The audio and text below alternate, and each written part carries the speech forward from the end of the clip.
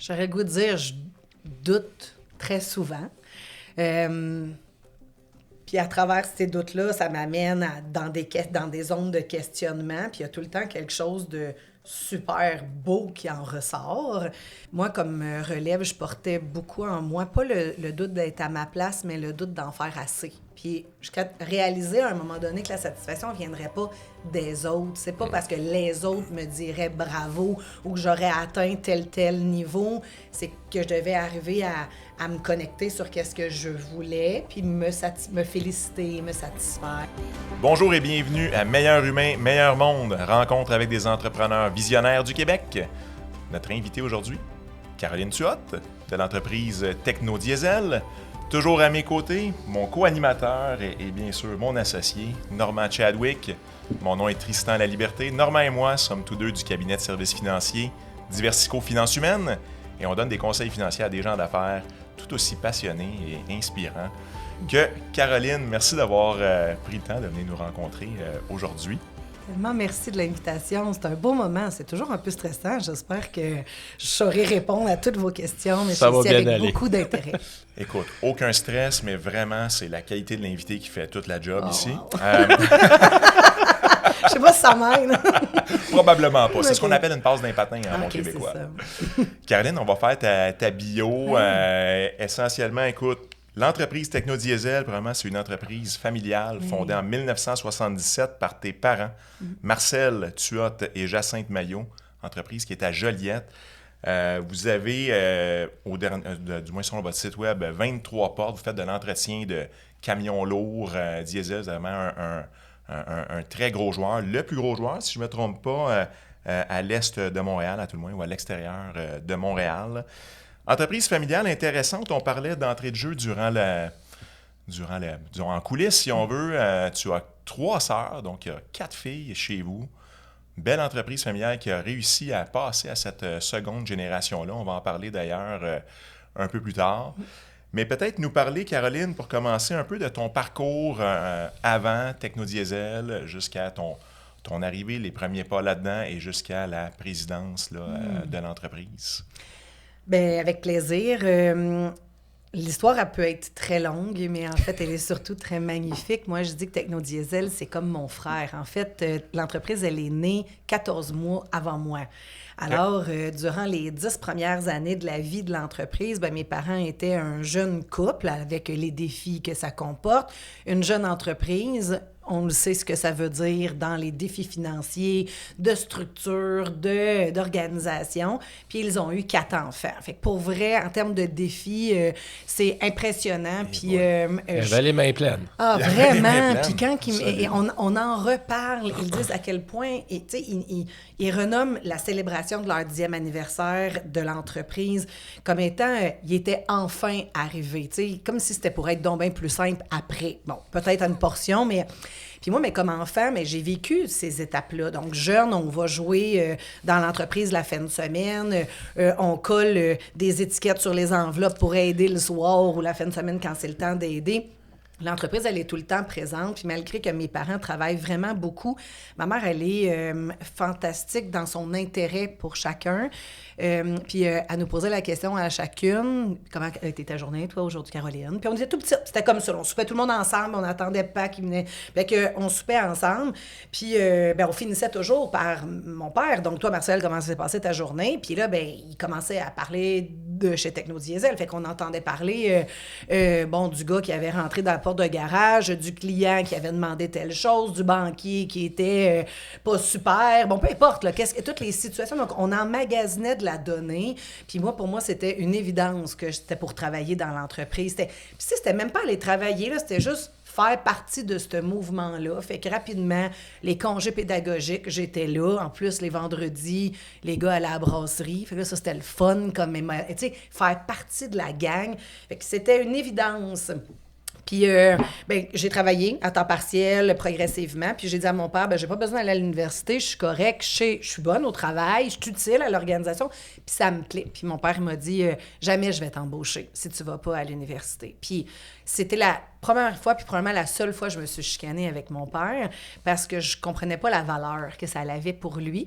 surtout que je disais, ben, t'as bien réussi, tu sais, sans avoir été à l'école. Qu'est-ce qu'il faisait, lui, ton père, dans l'entreprise? Ben, en fait, c'est un mécanicien d'expérience. Je vais dire ça comme ça, parce qu'il a cumulé de l'expérience. Donc, à la base, une entreprise de réparation de véhicules lourds, donc la machinerie agricole au début. Après ça s'est vraiment orienté vers le camion lourd. Mais avec les années, il s'est retiré du garage proprement parler pour vraiment plus être en lien avec la clientèle, pour développer, puis très charismatique, mon père, fait qu'il créait de belles choses autour de l'entreprise. Cela dit, je voyais pas qu'il y avait besoin, qu'il y aurait eu plus d'avantages à ce qu'il y ait eu une scolarité universitaire. Puis il m'a dit, ben moi, Caro, j'ai une vision pour mon entreprise qu'elle va encore exister dans 100 ans. Puis si je veux être certaine qu'elle existe encore dans 100 ans, il faut que ce soit les meilleures personnes qui y travaillent, puis il faut que tu ailles te chercher les meilleurs outils. Fait que j'avais plus d'arguments rendus là, dans le sens, je savais pas si j'étais pour être une meilleure ou pas meilleure, mais lui, c'était sa vision. Oui. Fait que j'ai choisi d'aller à l'université en gestion des ressources humaines. Je savais pas pourquoi. J'ai compris par la suite que je suis grandement... ce qui est mon élément essentiel à l'intérieur de moi, c'est les connexions humaines. Alors, retour de l'université, je suis rentrée dans l'entreprise, donc en planification des travaux pour nos clients. Donc, une belle relation avec les clients, mais avec les gens dans l'entreprise.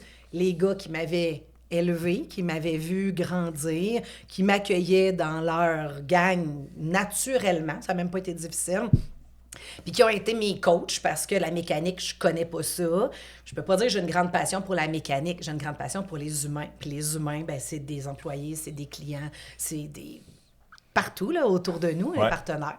Fait que j'ai évolué, j'ai fait une portion ressources humaines, après ça, à la gestion vraiment des ateliers mécaniques, la gestion des opérations. Puis là, ben, je me suis préparée à prendre la direction générale de l'entreprise, qui était un poste que ma mère occupait depuis officiellement une dizaine d'années, officieusement depuis 30 ans, parce que dans le sens que c'était... Puis ça, c'est un défi qu'il y avait là, comme couple, et donc la place de la femme dans le milieu d'affaires n'était pas le même dans la vie de ma mère que ça l'a été dans ma vie.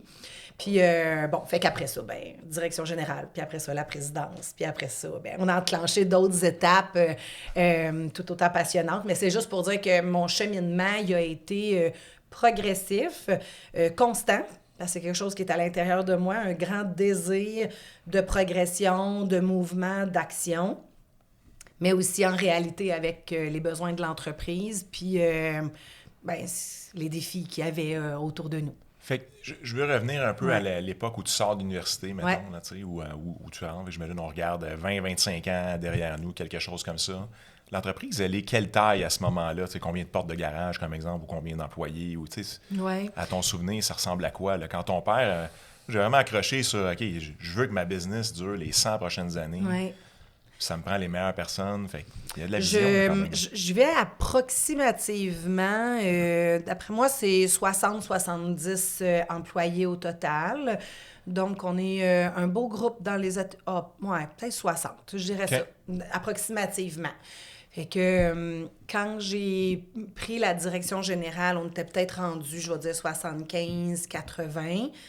Puis aujourd'hui, on a maintenant 3 places d'affaires. On est pratiquement 200 collaborateurs ensemble, donc à travers le Québec. Puis ça fait, puis ça, c'est des étapes que mes parents ont mis l'épaule à la roue, mais après ça, que mes sœurs et moi, puis tous les membres de l'équipe ont contribué à faire grandir. OK. Ouais. Fait que continuons juste un peu sur ton parcours à toi, là, avant de... On va vouloir parler aussi, évidemment, de la transition qui est intéressante, là, avec 4 filles dans l'histoire, mais... Tu nous as parlé en coulisses aussi de ton passage éventuellement à l'EEB, École d'entrepreneurship de la Beauce, puis également à tout un attachement, puis une autre très grosse fondation pour toi là, qui est Entre Chefs PME, anciennement le groupe des chefs. Fait que parle-nous comment ces 2 écoles-là, il y a eu l'école du terrain avec tous les boys, comme tu disais tantôt, là, qui ont été tes mentors, tes coachs. Tu as l'école proprement dit que tu es allé faire ton diplôme en ressources humaines, EEB, Entre Chefs. Parle-nous un peu là, de ce parcours-là qui définit un peu qui tu es aujourd'hui. Ah, ben énormément défini, beaucoup. Mon père a toujours été membre du groupement des chefs d'entreprise. Donc, il y a 25-28 ans, quand il devient membre d'un club, ses amis de club sont tous plus vieux que lui. C'est hyper inspirant. Puis ma mère, très souvent, dit à mon père, va donc en parler avec tes amis, avec tes chums, qui nous inspirent, qui nous disent comment faire. Fait qu'il était des assidus à tous les grands rassemblements qu'il y avait pour rencontrer d'autres entrepreneurs. Ma mère, pour pouvoir rencontrer d'autres conjointes, là, il est arrivé un ensemble d'expériences à travers ces moments-là. Mais où est-ce que moi aussi, comme enfant, puis moi et mes sœurs, on avait le droit d'aller dans des grands événements du groupement, des congrès. Fait qu'on était en contact avec d'autres relèves ou d'autres familles entrepreneuriales. Ma mère, elle a besoin d'être inspirée, mais elle écoute, puis elle gobe. Elle écoute, puis elle gobe. Alors, elle a appliqué plein de choses, des bonnes pratiques que certaines autres familles avaient mis en place. Fait que ce qui fait en sorte que quand je suis arrivée dans l'entreprise, mon premier contrat de travail, parce que mes parents m'ont fait un contrat bonne affaire, il y avait 2 conditions dans mon contrat. Une, que je devais mettre un certain pourcentage dans mon REER. Ça, c'était une obligation. Okay. Parce que mes parents disaient qu'eux, ils avaient tout mis dans leur entreprise, puis que ça créait des impacts. Alors, toi, on te demande de faire autrement. Ça, je trouve ça... c'est le genre de choses que tu dis, « Oh, maman, là, franchement, mais qu'après coup, il y a quelque chose de très beau dans l'apprentissage. » Notion de diversification. Ah oui, ça plaît ça. Puis la deuxième condition, c'était que je devienne membre relève du groupement des chefs. Donc, pour eux, ils disaient que s'ils n'avaient pas eu le groupement, leur entreprise n'existerait plus. Donc, le principe de partage, d'entraide entre pairs était vraiment une clé. Fait que moi, je suis devenue membre. Aujourd'hui, je fais partie des vieilles membres, malgré encore, je me trouve jeune, mais vieille membre du groupement. Une vieille jeune membre. M'a fait vivre plein d'expériences avec d'autres entrepreneurs, d'autres relèves à différents stades de la vie entrepreneuriale puis de transfert. Bon, voilà. À travers ça, on a été aussi beaucoup accompagnés parce que, comme je disais, ma mère à GOB, donc on a eu des coachs d'affaires en entreprise. On a mis en place un conseil de famille, ce qui fait en sorte que ça l'a aidé la préparation aussi. C'est comme, c'est des lieux pour se développer puis apprendre. Puis finalement, c'était 2 ans avant mon transfert à la direction générale que je suis rentrée à l'école d'entrepreneurship de Beauce. Donc, je suis entrée comme future et je suis ressortie comme DG. Donc, pour moi, là, c'était vraiment comme un stade important au niveau de la transition de l'entreprise puis au niveau de ce que ça voulait dire comme solidité. Fait que moi, ma cohorte, la C3 de l'école d'entrepreneurship de Beauce, m'a vraiment accompagnée dans dans l'apprentissage, dans mon affirmation de moi, mais aussi à trouver le bon ton d'être en cohérence avec moi. Puis après ça, comme je le dis, j'étais membre avant du groupement, j'étais membre après le groupement, aujourd'hui entre chefs PME. Fait que ça a toujours fait partie de ma vie. Donc, être entourée, être inspirée. Est-ce que tu t'es jamais senti, ou toi ou tes sœurs, pas à ta place? Parce que tu l'as parlé tantôt, ton père avait une vision, ça prend les bonnes personnes pour accomplir cette vision-là. Tu es quand même dans une industrie qui est non traditionnelle pour les femmes. Tu as toujours dit que tu t'es jamais senti pas à ta place, mais est-ce qu'il y a eu des moments de doute ou des moments où toi ou tes sœurs, peut-être, vous êtes questionnés sur votre rôle, puis est-ce que j'ai la capacité de prendre ça, moi, cette entreprise-là, puis de l'amener à ce que mon père puis ma mère voudraient que ça soit dans 100 ans? Là? Vraiment. En fait, j'aurais le goût de dire, je doute très souvent. Puis à travers ces doutes-là, ça m'amène dans des zones de questionnement. Puis il y a tout le temps quelque chose de super beau qui en ressort. Pour faire des liens peut-être à ce que tu mentionnes, moi, comme relève, je portais beaucoup en moi, pas le doute d'être à ma place, mais le doute d'en faire assez. Fait que ça fait en sorte que ça m'a épuisée. Je travaillais fort, j'y mettais beaucoup, en termes d'heures ou d'intensité, mais je mettais beaucoup aussi d'énergie. Puis j'avais peu souvent la bonne satisfaction. Puis jusqu'à réaliser à un moment donné que la satisfaction ne viendrait pas des autres. C'est pas parce que les autres me diraient bravo ou que j'aurais atteint tel niveau, c'est que je devais arriver à me connecter sur qu'est-ce que je voulais, puis me féliciter, me satisfaire. Bon. Fait que ça a été une trouvaille ou un élément qui a été important dans ma vie. Puis oui, on a eu plein de moments de doute parce que, tu sais, j'ai fait ce que j'avais à faire pour prendre la direction générale, qui était mon objectif ultime. Moi, je dis, c'est la job que j'ai rêvé d'avoir toute ma vie. J'avais 7 ans, je jouais à techno-diesel avec mes cousines. Ma mère, elle avait des vieilles factures qu'elle amenait. Ma mère, elle était à calculatrice. C'est une technicienne comptable qui était à calculatrice. Fait que moi, je jouais ça. Je faisais la calculatrice avec mes factures, mes cousines. Puis là, je vendais des moteurs. Tu sais, mais c'était ma job, là. Tu sais, fait que quand j'étais arrivée comme DG, là, c'était comme la consécration. Puis je me suis rendu compte que j'ai vécu à ce moment-là le pic de, tu sais, lonely at the top. Là. Oui. Aïe, aïe. Je l'ai atteint. Ben oui, puis c'est donc ben plate décider tout seul. C'est donc ben plate d'avoir tant d'affaires à décider ou que tant de choses portent sur mes épaules. Puis pas longtemps après, là, mon père m'a rencontré puis il m'a dit... Caro, tu sais, je constate bien que j'ai pris de la distance avec l'organisation, pas par rapport à mon cœur, mais par rapport à ce qui s'y passe, puis du quotidien. Fait que je suis pas la bonne personne pour porter la vision du futur. Je voudrais te transmettre la présidence. Puis moi, c'était la seule job que j'avais jamais voulu dans ma vie. Vraiment jamais voulu, parce que pour moi, un président, ça sert à rien. Okay. Intéressant. Puis, encore aujourd'hui, je vous dirais que je suis confrontée à cette idée-là, puis ça me challenge, ça me ramène dans des zones de doute. Parce que pour moi, un président, ça trace la vision du futur, hein? Ça s'occupe de qu'est-ce qui va arriver, ça rassure, mais ça mobilise. C'est l'inspiration. Exactement, puis c'est ça que mon père a toujours été. Puis c'est facile en bébite de challenger ou de critiquer la vision de quelqu'un. Puis moi, je l'ai faite, là, plus qu'un autre, OK? Puis, mais là, être celle qui trace, qui nomme, tu sais, puis là, tu as choix de mots, puis, OK, c'est-tu vraiment ça que je veux? Pourquoi c'est ça que je veux? Puis c'est ça qu'on veut? Puis bon, être très, très vulnérable, là, tu sais, dans cette zone-là. Fait que mon premier exercice de vision, ça a été un moment tournant où est-ce que, non, je peux pas rédiger ça toute seule. Il faut qu'il y ait des gens autour de moi. Fait que ma famille a été réunie. Là, j'ai été accompagnée avec une coach. J'ai pris 1 an pour faire la rédaction. Je prenais ça au sérieux, mais en même temps, ça dit à quel point est-ce que ça m'a mis dans une zone inconfortable. Puis à ce moment-là, on a choisi ensemble parce que ma famille était présente, mes sœurs étaient bien présentes, puis j'écoutais beaucoup mon père dans son dynamisme, toute le kit. Puis j'avais réuni des personnes clés dans l'organisation pour inspirer, puis là, que ça fasse du sens, puis ça colle à leur intérêt, tu sais. Fait que j'étais contente suite le résultat final. Puis on nommait comme quoi qu'on voulait agrandir le terrain de jeu. Donc, on est arrivé à une étape de vouloir avoir de l'expansion. Puis ça me parlait vraiment beaucoup. On a procédé, puis là, on pourra en reparler. On a procédé, on a fait 2 belles acquisitions d'entreprises. Ça a vraiment bien fonctionné.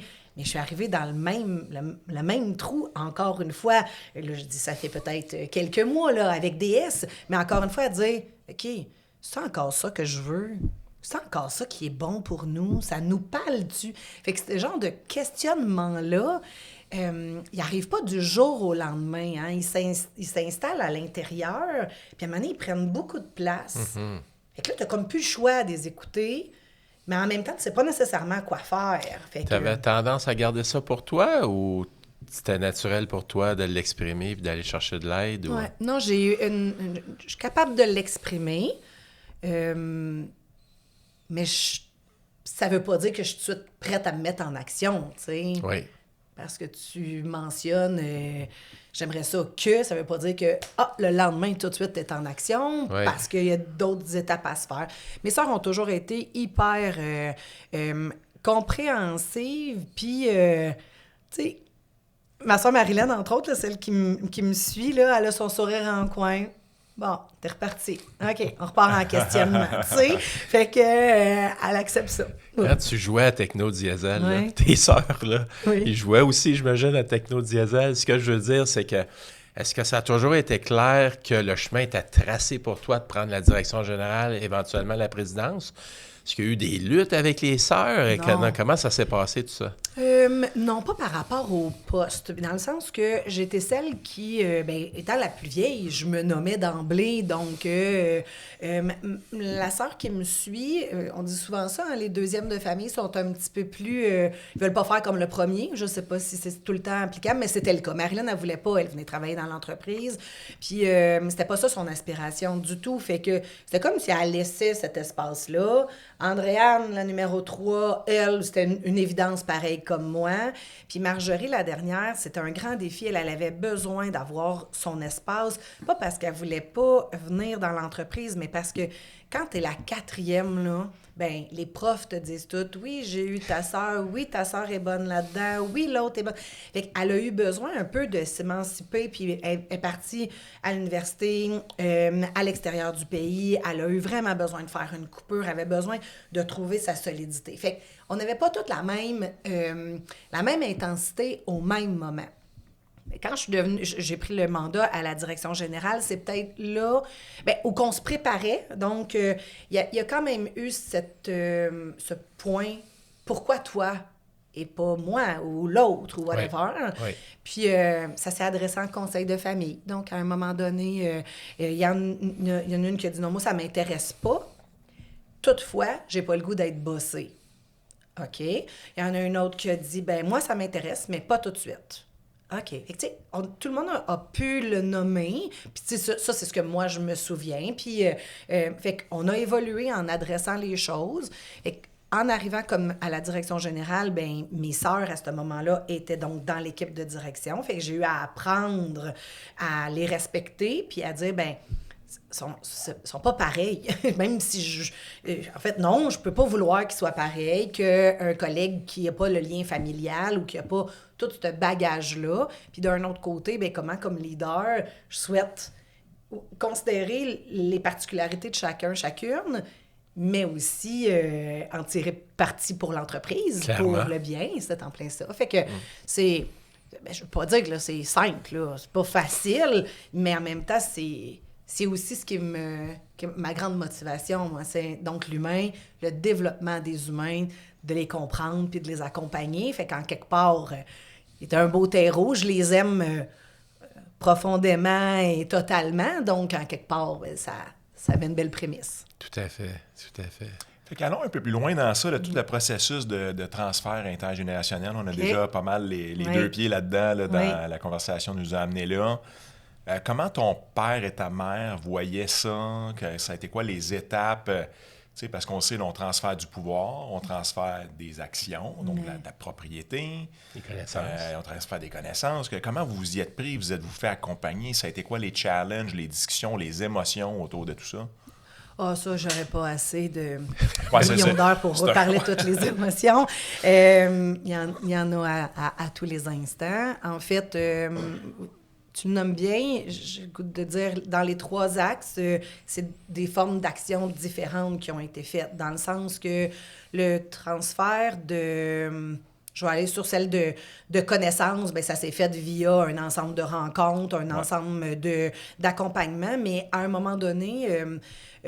quand ma mère et moi, on a pris la décision qu'il était pour y avoir un transfert de direction générale, ça s'est fait un peu sur le coup de l'émotion, mais il y avait une condition pour arriver à faire ça à un moment donné spécifiquement, c'était d'être accompagnée. Pour ma mère, c'était vraiment important. Fait que j'ai accepté cette condition-là parce que je voulais vraiment l'objectif au bout.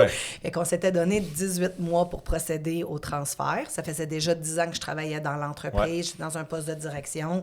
J'avais un certain bagage à partir de 7 ans, là, un bagage à partir de jouer à Techno-Diesel. On s'entend là, comme jeune relève, comme jeune professionnel, on se pense toujours meilleur que ce qu'on est pour vrai. Aujourd'hui, je le sais, mais à ce moment-là, je considérais que j'étais prête.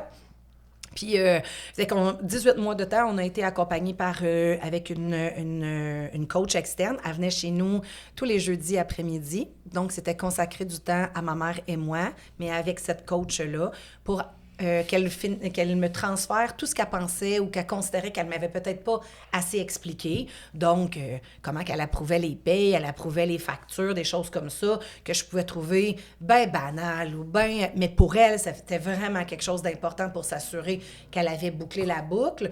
Au même titre que c'est avec cette coach-là qu'on a rencontré, on a fait passer un sondage à des personnes clés pour leur demander c'était quoi leurs craintes, sur quoi qu'on avait à travailler. J'ai suivi une formation au niveau de la finance plus poussée parce que c'est le champ de compétences de ma mère, moins du mien, donc pour rassurer les gens que j'étais pour prendre soin de l'entreprise. J'ai fait une démarche de diade avec une de mes sœurs parce que les gens craignaient l'harmonie entre nous deux, puis ils avaient besoin de sentir qu'on se prenait soin pour pas que ça ait des impacts sur l'entreprise. Bref, on a fait beaucoup de choses. Fait que ça a été comme, je dirais, la cerise sur le sundae au niveau du transfert de connaissances et compétences. Puis à un moment donné, puis ça, je considère que c'est un des éléments clés dans un transfert de relève, c'est qu'il y a eu une date. Fait que moi, le 21 décembre 2012, ma mère, elle m'a présenté à l'ensemble des collègues qui étaient présents. Elle leur a dit pourquoi elle m'avait choisi. Elle m'a remis le mandat, elle a fait les boîtes de son bureau, puis elle a quitté. Il y a eu une espèce de rituel, si on veut, qui a été fait, une cérémonie de « je fais mes boîtes ». Ouais. Je sors, tu entres. Puis tu parles beaucoup de ta mère à ce moment-là. C'est que dans le fond, tu as pris le rôle de ta mère, si on veut, ou les actions de ta mère, ou un peu un mélange de tout ça? C'est vraiment le rôle. Donc, vraiment dans le poste de direction générale. Mon père était vraiment... Il était dans un rôle de président. On se rappelle, je trouvais qu'il faisait pas grand-chose. Donc, tu as pris le rôle de DG. C'est en plein ça. Mais il s'était déjà un peu retiré des opérations. Il n'était plus dans le comité de direction, justement, pour que ma mère puisse pleinement avoir son impact. Donc, il était omniprésent beaucoup au niveau de la clientèle, du développement, du rayonnement, mais moins au niveau opérationnel. Fait qu'il nous a accompagnés par rapport au volet de l'harmonie, mais pas tant au niveau des connaissances à ce moment-là. Et ça, pour moi, ça a été un moment important au niveau du transfert de connaissances.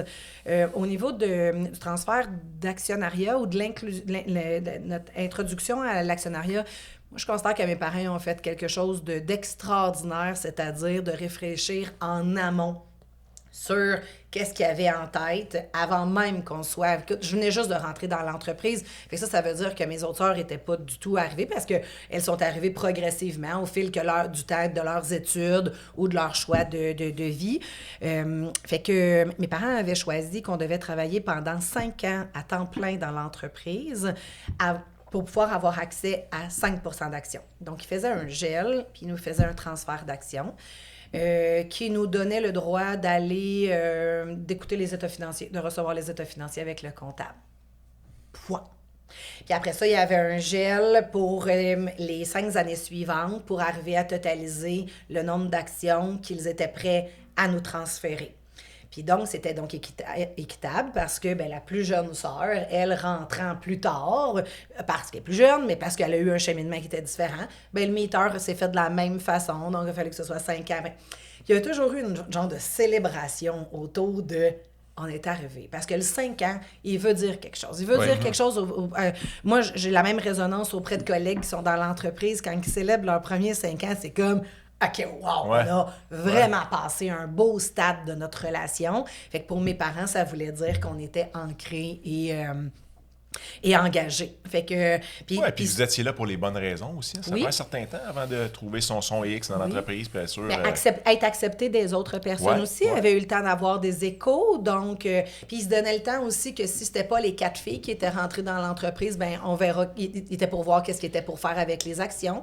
Mais c'était clair que c'était ça que mon père voulait. Là, c'est ça que j'allais te demander. Est-ce qu'il y avait des gens dans l'entreprise, à part les 4 sœurs, qui avaient peut-être été pressentis aussi pour prendre la relève chez Technodiesel? En fait... Donc, du non familial. Non. J'ai le goût de dire, chaque personne travaillant dans l'organisation a toujours été très importante pour mes parents puis pour nous aujourd'hui, mais la notion de partage d'actionnariat n'était pas du tout présente. Donc, on a eu une expérience de démarrer, d'acheter une entreprise où est-ce qu'on a travaillé avec un gestionnaire, une personne externe, non familiale, qui a eu accès à de l'actionnariat, mais c'était très scindé, spécifique. Puis aujourd'hui, j'aimerais encore beaucoup ça, là. C'est pas, mais c'était pas dans les mœurs ou dans le mouvement quand on était jeune comme relève. Parfait, parfait. Donc, cette expansion-là, tu nous as parlé tout à l'heure un peu, c'est venu sous ton leadership? Oui. OK, donc parle-nous un peu de ça. Bien, en fait, je vais juste faire la parenthèse. L'expérience que je viens juste de parler, comme quoi mes parents ils ont fait l'acquisition d'une entreprise l'année avant que je prenne la direction générale. Okay. Donc, donc, ils avaient choisi le gestionnaire qui était en place, puis c'était un excellent choix, puis on a fait équipe pendant les 10 années suivantes. Là. Fait que ça a tout été très positif. Mais l'entreprise, elle était à 3 km de notre entreprise. Donc, pour moi, c'était une expansion, oui, parce que c'était plus de pieds carrés, plus d'opérations, toute l'équipe, mais on n'était pas encore en termes de prendre la place dans le marché différemment. La suite de l'expansion s'est faite entre échanges d'entrepreneurs, de personnes qui se connaissent. Donc, on a pu avoir l'occasion de rencontrer ou d'échanger avec Denis Rio, qui est un fondateur de l'entreprise Centre du camion Denis à Rimouski. Puis, on a conclu un beau partenariat qui s'est complété en rachat d'actions, donc entre 2021 et 2023. Fait que ça a été une très belle étape. Puis, entre ça, on a fait l'acquisition d'une autre place d'affaires qui était à Saint-Gabriel-de-Brandon, encore dans la région de la Naudière.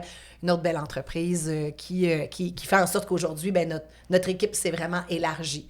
Puis, on a fait le choix, mes sœurs et moi, de se nommer comme étant la grande famille. T'sais. Donc, on ne se considère pas un groupe corpo. On est une grande famille. Il y a plein de gens qui contribuent, puis on les aime tous pleinement, ils ont tous des particularités, puis c'est ce qu'on souhaite.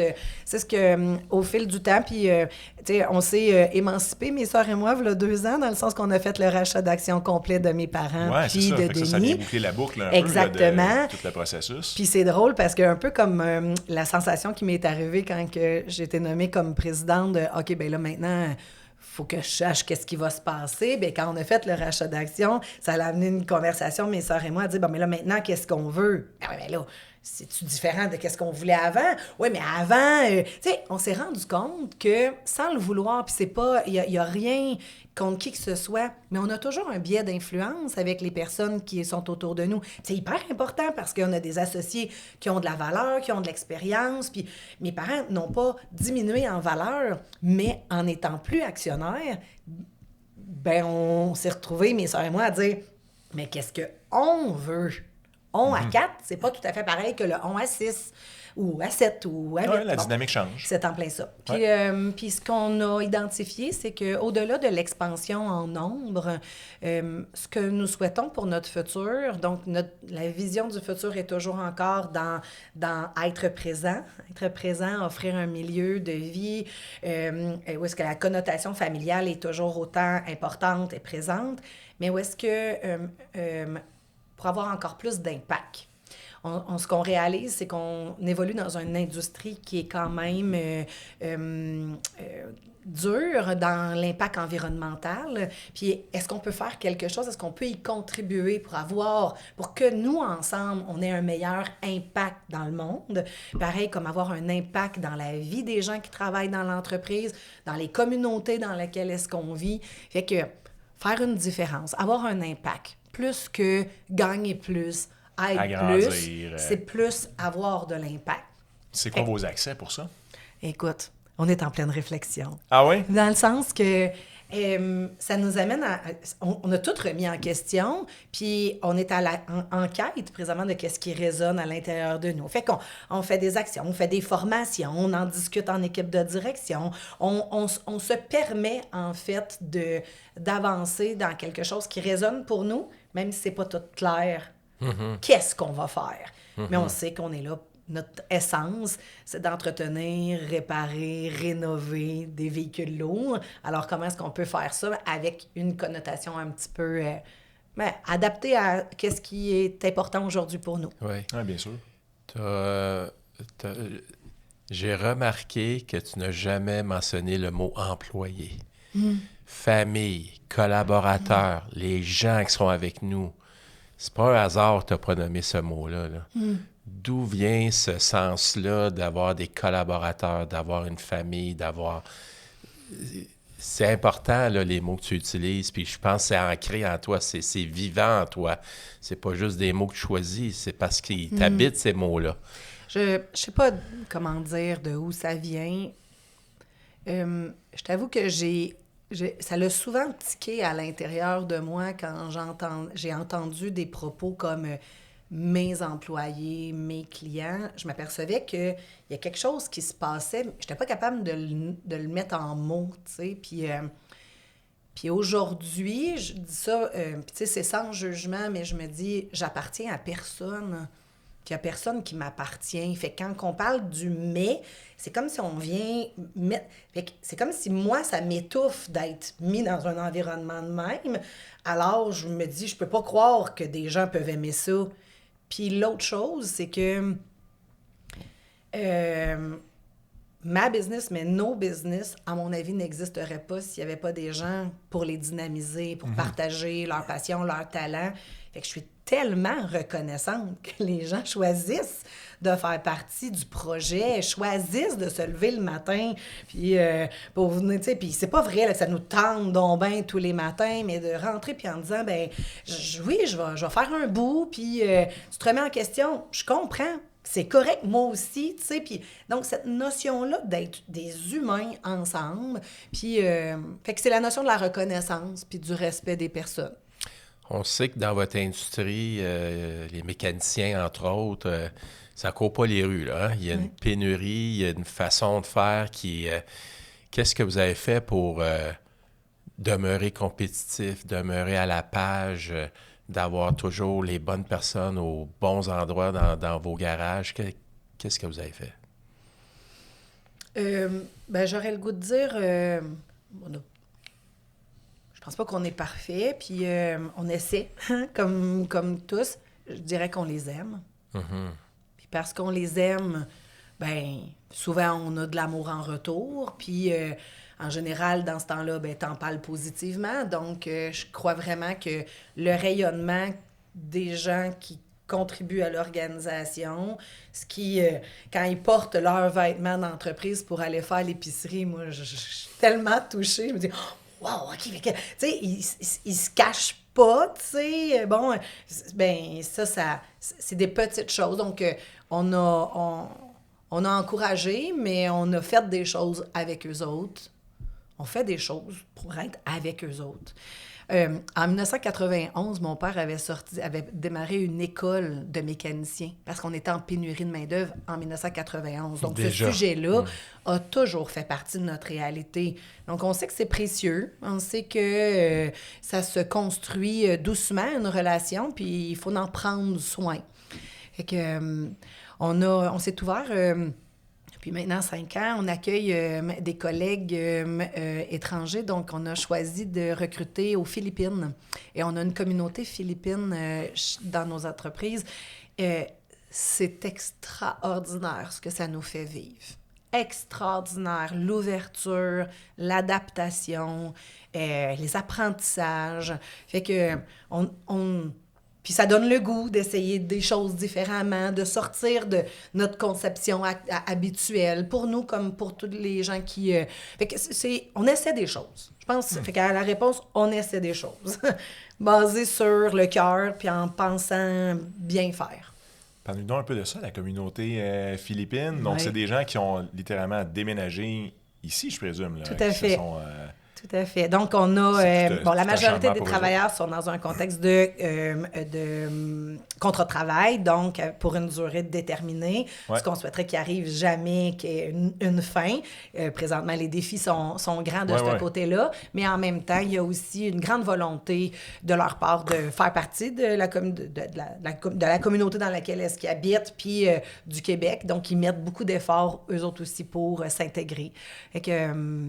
c'est quelque chose qui est... Mais puis là, je parle de la communauté philippine, mais il y a plusieurs liens où est-ce que quand on s'ouvre vraiment à de la diversité, à des origines différentes, ça nous permet... Puis on travaille en région, là, dans le sens que je peux pas connaître... Je vis pas la même réalité que Montréal ou Québec peuvent vivre, mais ce qu'on vit, nous, c'est rempli de beauté.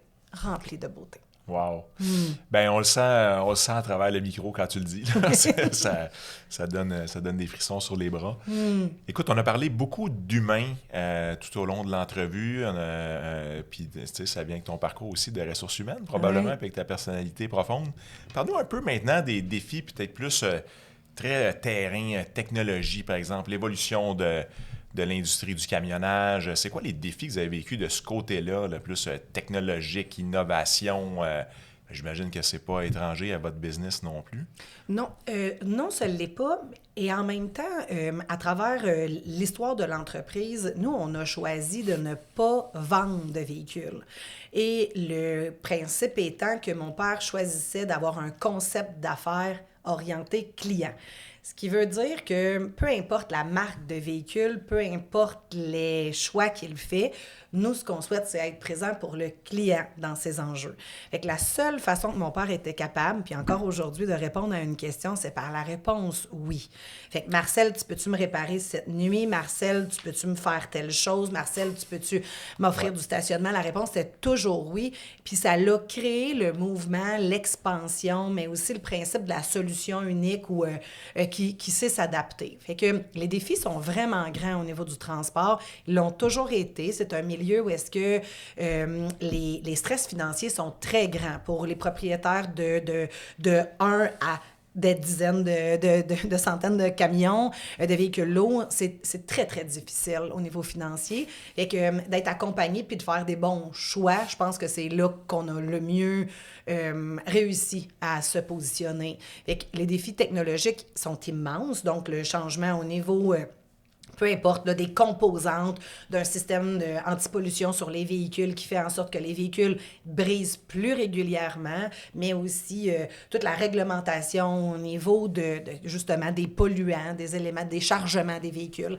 Fait que l'idée, c'est vraiment d'accompagner nos clients dans qu'est-ce qu'ils vivent, puis de tenter de rendre ça le plus simple possible en développant des programmes, des solutions, en développant nos compétences pour s'assurer de pouvoir répondre aux besoins.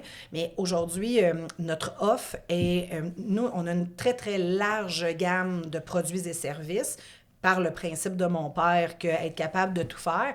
Le défi que ça comporte pour nous, c'est d'être à la page constamment dans chacune de ces lignes d'affaires-là. Mm-hmm. Donc, on fait de la rénovation de véhicules, la rénovation particulièrement de remorques. Pour éviter d'avoir à acheter un nouveau véhicule, on va faire une rénovation, permettre une seconde vie. Donc là, c'est des techniques de soudage qui sont vraiment hyper importantes, de concept au niveau de la sécurité du véhicule, alors que quand on va travailler plus sur la rénovation d'un moteur, bien, ça va être plus au niveau de l'aspect technologique autour de tous les modules, les contrôles qu'il y a de ce côté-là. Fait que il y a des particularités dans chacun de nos services, puis l'idée, c'est de se tenir pas juste à jour, c'est d'être en avant de ce qui s'en vient. De là, bien, les nouvelles technologies, qu'on parle de l'hydrogène, de l'électricité, des carburants alternatifs, peu importe, bien, c'est quand même être au fait de ce qui s'en vient parce que nos clients, qu'ils le veuillent ou qu'ils ne le veulent pas, vont passer à travers d'autres changements. Donc, comment est-ce qu'on peut mieux les accompagner? J'ai envie de saluer Marcel et Jacinthe. Oui. Si vous aimez ce que vous entendez, on vous invite vraiment à aller vous abonner à notre chaîne YouTube Meilleur Humain, Meilleur Monde.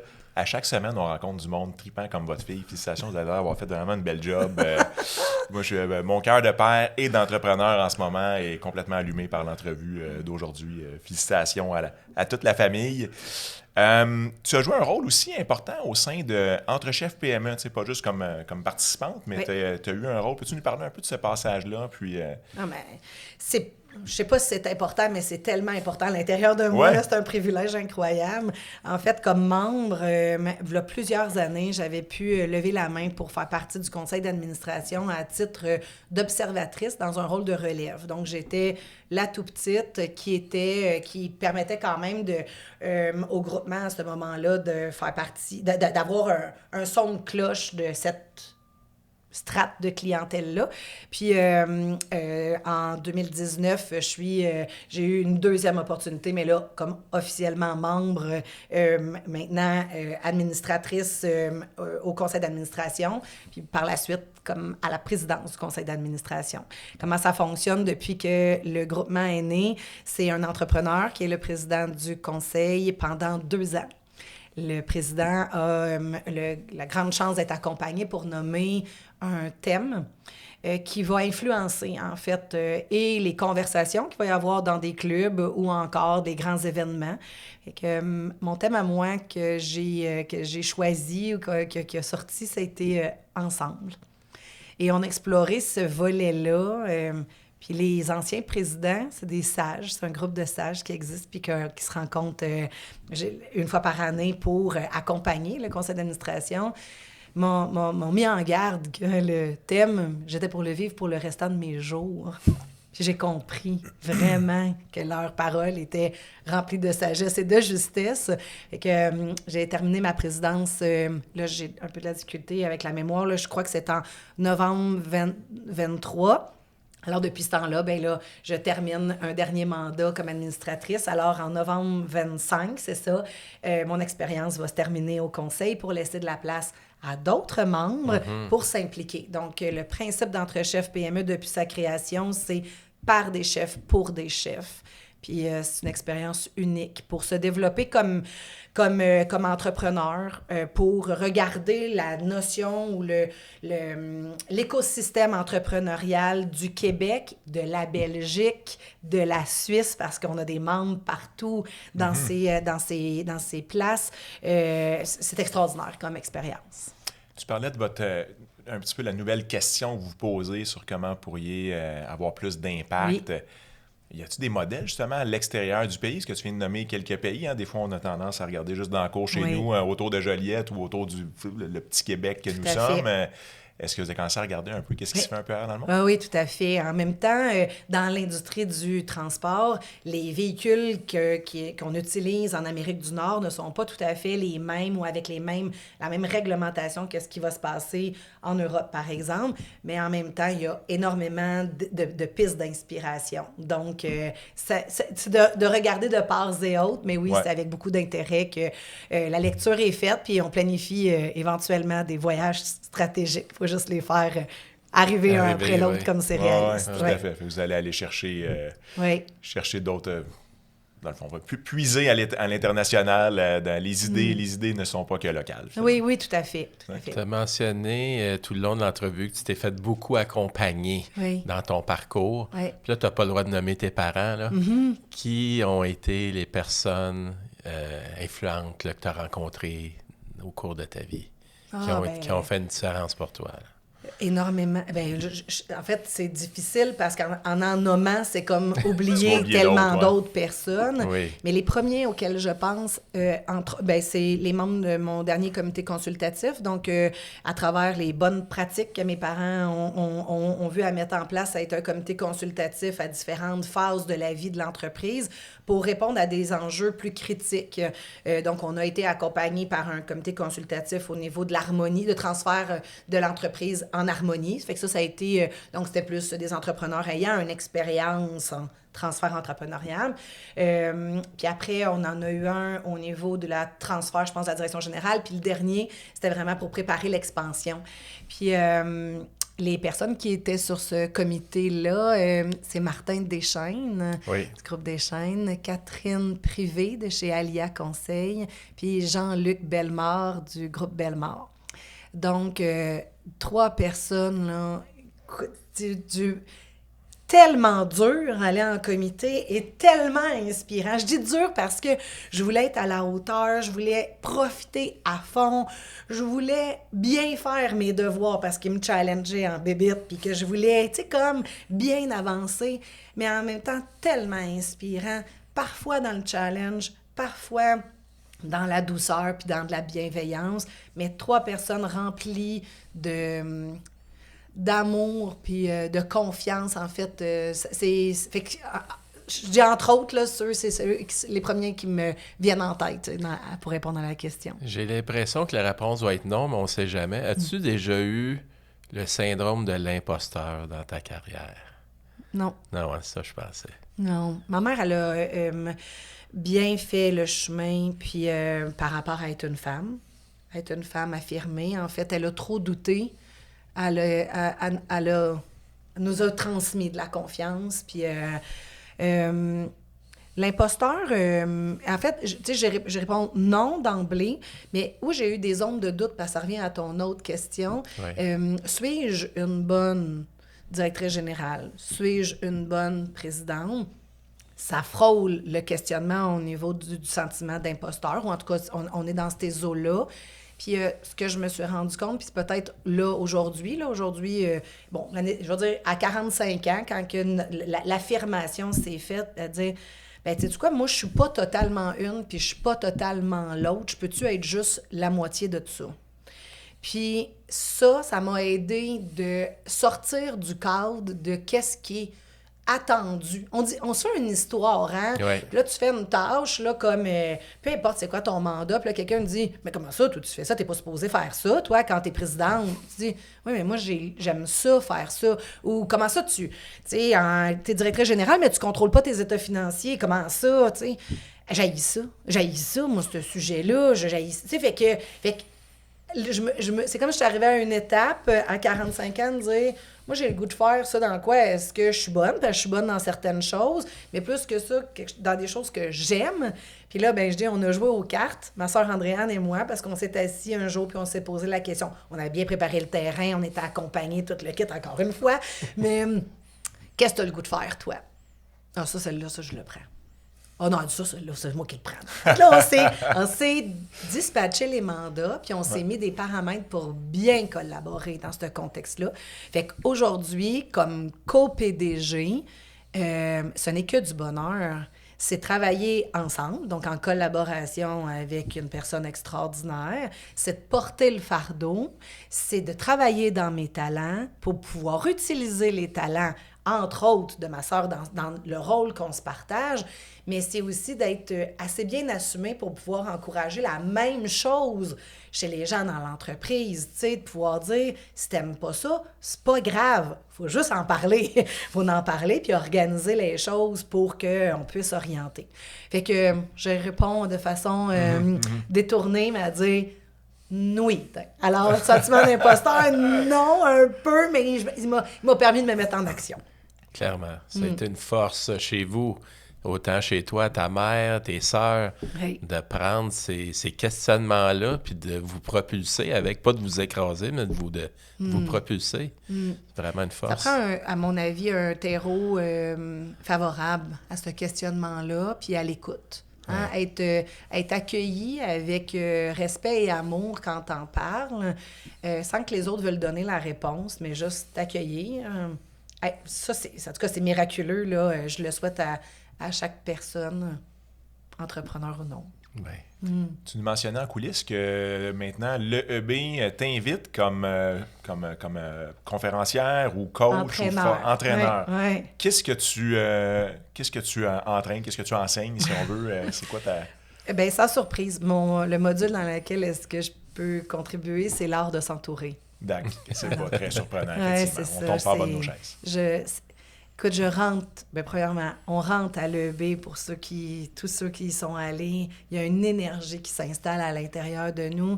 Puis les cohortes sont curieuses, intéressées, en questionnement. Et donc, comme un espace vraiment là, de connexion puis de progression magnifique. Fait que je me développe autant que j'espère que je contribue à leur développement.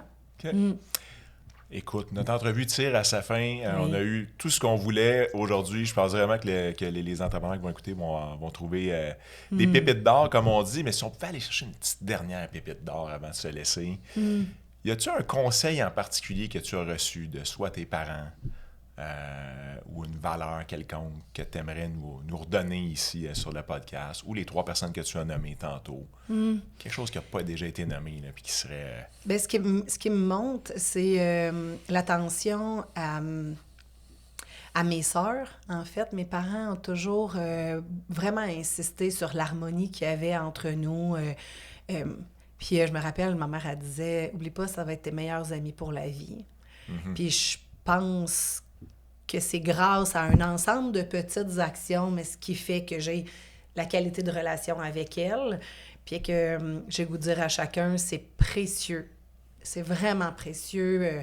Les relations avec nos pères, avec les membres de la famille, s'ils sont dans un contexte d'entreprise familiale, c'est précieux, puis ça vaut vraiment la peine d'y accorder beaucoup de temps. Non, ben, merci pour ce cadeau. Vraiment, écoute, moi, je retiens vraiment plein de choses de l'entrevue, mais je vais faire différent d'habitude. Je vais te laisser parler en premier, Normand, comme ça. Je ne vais pas tout te voler ce que tu aurais voulu dire, ce coup-là. Bien, écoute, merci premièrement de ta générosité. Deuxièmement, je peux comprendre pourquoi tu es généreuse dans ta communauté, dans l'entreprise. Ben, moi, c'est vraiment le mot qui vient chapeauter tout ça, pour moi, c'est l'amour. C'est incroyable comment ton discours est teinté de ce sentiment-là, de cette valeur-là. Et je pense que tout découle de ça pour vous, pour votre famille, pour vos collaborateurs, pour votre communauté où vous vous êtes installés. Un grand wow. Merci beaucoup. Merci. C'est précieux. Merci beaucoup. Moi, tout au long de l'entrevue, tu as une façon de t'exprimer qui fait que vraiment, j'ai vu des images. J'ai l'impression d'avoir vu la petite fille en train de jouer à Technodiesel. J'ai l'impression de connaître tes parents, d'avoir été à la table de la petite discussion autour de comment était ta journée, puis de la tienne, puis toi, Marcel, qui parle en dernier. J'ai vraiment comme l'impression d'avoir entendu vraiment l'histoire, puis de l'avoir vu se dérouler comme un film sous les yeux. Je suis vraiment impressionné de tout le travail que vous avez fait, d'avoir su vous entourer à toutes les étapes aussi. D'intégrer 4 filles, ou 4 enfants, de toute façon, là, fille-gars, c'est pas grave. Dans une entreprise familiale, c'est vraiment quelque chose. Toute l'histoire autour de tes parents qui avaient 4 personnes à élever, en plus d'être un couple en affaires. Oh, My God, méchant sport. Gros sport d'équipe ici. Là. Vraiment, écoute, il y a beaucoup de moments là, incroyables que tu nous as partagés dans l'entrevue. Merci de ton temps. Toujours avec le souci de maintenir l'harmonie. Ouais. Hein? Donc ça, c'est un souci. Ben, c'est le détail souvent que les gens ne pensent pas. Des fois, on parle à certains de nos clients, ils sont pour prendre des décisions, puis une des phrases, des fois, je leur dis, c'est « Hey, souviens-toi qu'il va encore avoir des parties de Noël, qu'il va avoir des fêtes des mères, des fêtes des pères. Souviens-toi de ça, là, avec la décision que tu vas prendre. Puis on dirait des fois que les gens n'ont pas toujours ce souci-là de maintenir l'harmonie familiale ou l'harmonie au sens large. Tout à fait. Puis je pense chez vous que c'est une valeur qui est très, très, très présente. Ça fait penser à l'aspect de la santé. Hein? Quand on n'a pas la santé, on réalise à quel point est-ce que ça nous manque ou que ça a un impact dans nos vies. C'est la même chose au niveau de... Bien, avec des notions différentes, là, mais une ressemblance à comment ça vibre à l'intérieur de nous, ça a tout un impact dans nos vies. Tout à fait. Tout à fait. Bien, merci. Alors, Merci. Caroline Tuat, merci de ton temps. Félicitations pour tout le parcours fait. Puis pour les 100 prochaines années aussi, on a hâte de voir le déroulement de la continuité de cette belle entreprise familiale-là. Un grand merci de votre intérêt.